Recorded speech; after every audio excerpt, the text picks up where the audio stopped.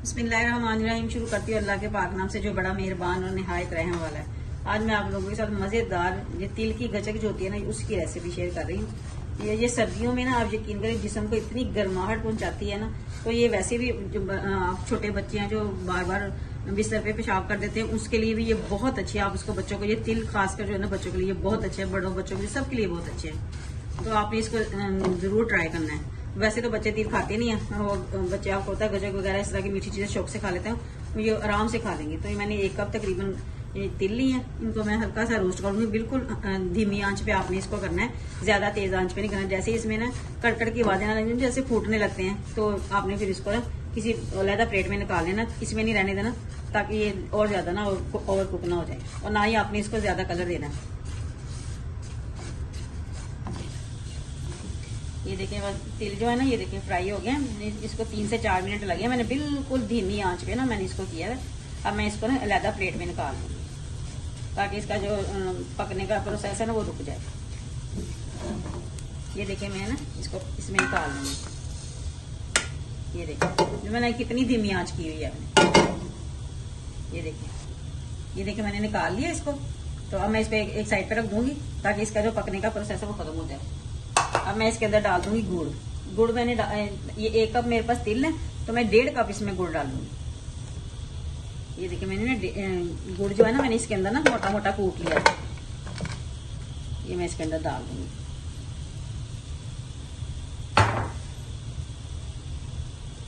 ये देखिए मैं इसके अंदर ना सिर्फ 2 चम्मच पानी के पास डाल दूंगी इतना, और बिल्कुल धीमी आंच है ना आपने इसको कल ही फ्राई पैन पहले ही गर्म था जिसमें मैंने तिल को फ्राई किया था ना, बिल्कुल हल्की आंच में ना आपने गुड़ को मेल्ट होने तक ना आपने इसको पकाना।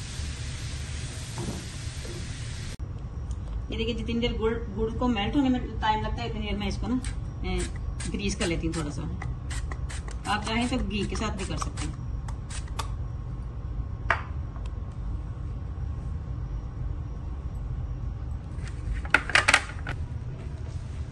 ये देखिए गुड़ मेल्ट हो गया। मैं इसके अंदर ना छोटी इलायची का पाउडर थोड़ा सा डाल दिया। मैंने ना 2 इलायचियां लेके ना, बड़ी सारी 2 इलायचियां थी, उनको मैंने पीस लिया, तो वो मैं डालूंगी इसके अंदर। और 1 चम्मच भर के ना मैं इसके अंदर देसी घी का डाल दूंगी।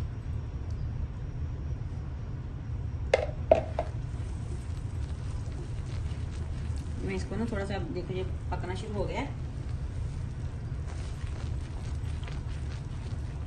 ये देखिए झाग भी आ गई है। अब मैं इसको 2 मिनट के लिए पकाऊंगी।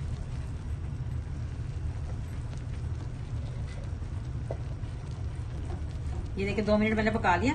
अब इसको मैं ना पानी में डाल के ना, थोड़ी सा पानी में डाल के ना इसके चंद कतरे, तो इसको ना चेक कर लूंगी।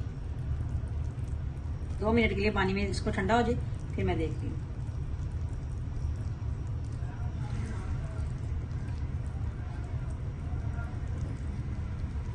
ये देखिए जरा इसकी, ये देखिए जरा ये बन गई है। अब मैं बस इसको इसके अंदर तिल डाल दूंगी।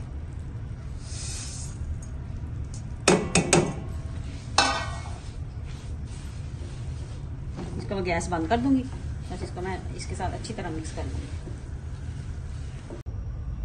अब ये देखिए मैं इसको ना ट्रे में डाल दूंगी जमाने के लिए। इसको ना ये बहुत जल्दी जम जाती है, ये आपने ना प्रोसेस जल्दी जल्दी करना है।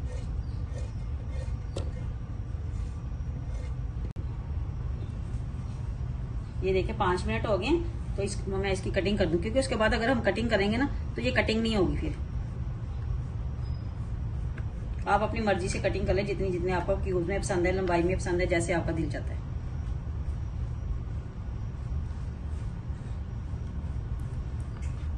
मैं इसको जरा पतला काटती हूँ, आप चाहें तो आप इसको मोटा भी काट सकते हैं।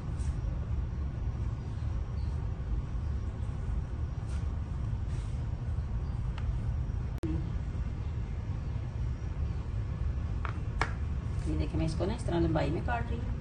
पहले मैंने इसकी ना जरा लंबाई में ना ज्यादा रखा। आपको पता बाजार से ना जरा इस तरह की ज्यादा मिलती है, दोनों मिलती है, चौरस भी मिलती है, ये भी मिलती है। तो ये देखिए मैंने कटिंग कर ली है। अब मैं इसको ना आधे घंटे के लिए रख दूंगी, फिर मैं आपको दिखाती हूँ। ये देखिए ये ठंडी हो गई है। अब मैं इसको उतार रही हूँ।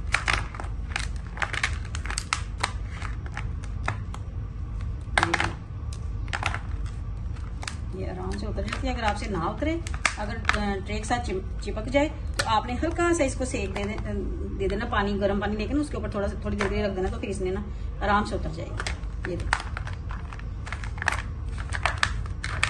اب میں اس کو ڈش آؤٹ کر کے دکھاتی ہوں آپ کو. یہ دیکھیں میں نے ڈش آؤٹ کر لیا. اس کو آپ نے اس کو سردیوں میں ضرور بنانا ہے. یہ بچوں کے لیے اس قدر بہترین ہے نا، آپ یقین کریں آپ ایک دفعہ بنائیں گے نا تو بچے بھی شوق سے کھائیں گے اور آپ کا بار بار بنانے کو دل چاہے گا. اور جب آپ کے بچوں کے جو مسئلہ ہے وہ سردیوں میں ہوتا ہے، شوشو کا مسئلہ ہوتا ہے، وہ بچے بستر پہ پیشاب کر دیتے ہیں، تو آپ اب یقین کریں آپ یہ بنا کے دیں گے نا تو آپ کو یقین آ جائے گا کہ واقعی میں یہ کتنی کارآمد ہے. اور اس کے ساتھ جو جسم میں ٹھنڈک ہوتی ہے، اس میں گرمائش پہنچتی ہے جسم میں نا، اس کے ساتھ گڑ ہوتا ہے، وتیلا ہوتا ہے، یہ دونوں گرم ہوتے ہیں. تو آپ نے اس کو ضرور ٹرائی کرنا. اگر آپ کو میری ریسپی اچھی لگتی ہے لائک کیجیے گا، شیئر کیجیے گا اور کمنٹ میں ضرور بتائیے گا آپ کو میری ریسپی کیسی لگی. اور پلیز مجھے دعاؤں میں یاد رکھیے گا اور میرے چینل کو سبسکرائب ضرور کیجیے گا. اللہ حافظ.